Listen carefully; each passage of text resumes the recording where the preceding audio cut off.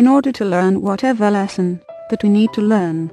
The most important thing is to learn the lesson quickly, let go, and then move on. There is nothing that is kept from you that you have not kept from yourself. The thing that you desire is already yours, but by now you should already know that. If there is any barrier between you and what you desire, that barrier will be revealed to you, and you will be able to dissolve it. Whatever you need to know in order to get where you want to go will be revealed to you. You set the forces in motion within yourself once you've made the decision of what your ultimate goal will be. So allow whatever it is that you need to know to come up from your subconscious to your conscious mind. The right course of action is always revealed to you if you will trust your own judgment. Studies in human behavior show that people tend to seek out surroundings they feel comfortable with.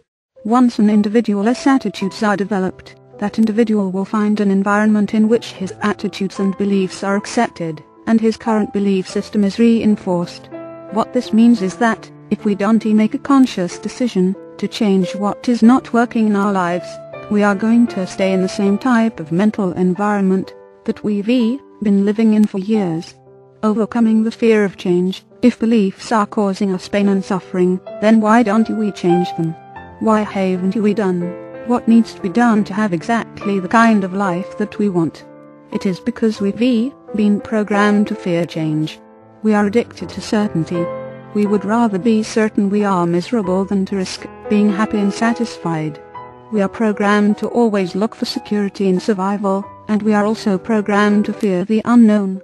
Making a decision says something about you. It is also true that not making a decision says something about you. So don't get hung up on the end of the pendulum swinging back and forth between yes and no. Giving yourself such a conflict means you are avoiding change. And like any obsession, excessive conflict is a cover-up.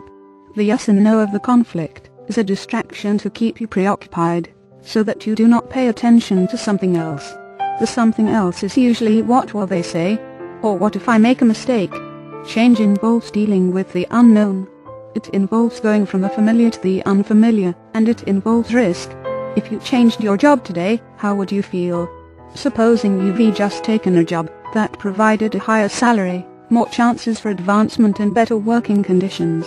Wouldn't there still be some doubt, fear, nervousness and insecurity regarding the change? Most likely there would. You see, even when change is positive, we have anxiety. The difference between successful and unsuccessful people is how they handle change. Successful people have anxiety too, but they don't get immobilized. Unsuccessful people let their anxiety immobilize them. Successful people still have anxiety, but they channel it into creativity. Start to look at change as a friend instead of an enemy. Take it with you, and allow it to work for you instead of against you. Each one of us is climbing the ladder of life, and each rung has new opportunities and new obstacles. You may be familiar with the Peter Principle, that states that eventually each one of us rises to our level of incompetence, and then we stay there, because we do not have the ability to continue. I don't believe that is true. I think it is, because of our fear of change, that we stay stuck, because we don't re-evaluate and reprogram ourselves to adjust to change. We just stay where we are, which is just a little bit over our heads. The Peter Principle infers that we have limited abilities. But the truth is we cease developing our abilities because of our fear of change. There is no way to know ahead of time in the growth process. You will make many mistakes. You've been programmed since childhood to look at your mistakes. What you've been taught to do is to concentrate on what isn't, what should be, and what could have been. We've been brought up with a belief system that says we should constantly judge ourselves, evaluate ourselves and see if we are doing it right. We end up judging ourselves so harshly that we quit producing results because we are afraid to make mistakes. You and I have been taught to fear the unknown, so we start worrying about what is going to happen 2 weeks from now, 2 months from now, or 2 years from now, instead of concentrating on what is. We are always looking for certainty, and if we can't be certain, we don't move. We allow ourselves to be immobilized. It is because we don't like the unknown. But the truth is that, no matter what you do, there is always going to be the unknown. and there is no way to know before experiencing. It is okay to make mistakes. You might as well face this fact. There is no security between the cradle and the grave. The only security that you and I have is our ability to create and produce results. If we are not tied into the belief that we should not make mistakes, uncertainty won't be a problem. I've made a lot of mistakes in my life. Some of them were very large, but that is part of the growth process. I plan to make more mistakes, and I am sure that some of them will be even larger. It helps to realize that an airplane spends 90% of its time in error. We need to take a look at that. If you could see that you can get an airplane from New York to London, even while having been in error 90% of the time, maybe you could be less critical of yourself. Maybe you would allow yourself to be in error. A sailboat cannot get from where it is to where it wants to be by traveling in a straight line. It has to zigzag. So in terms of a true course, it is always in error. What is important about an airplane or a sailboat is that the errors cancel out. Healthy personalities learn to correct. Learn this great secret of life that life is about making corrections. The problem is that most people are highly sensitive about being corrected.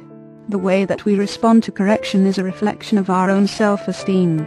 If you will look at your life, you will see that whatever has happened to you, there was usually a warning sign, but you delayed until the last minute to make a correction. You were probably afraid of making a mistake, being wrong, losing someone's approval, or looking like a fool. Failure, for the most part, is not the result of our lack of ability, but a product of our reluctance to correctly observe, evaluate and act on the danger signs of a given situation before that situation gets out of control. We are fundamentally no different than an airplane. To be in error means to be off course.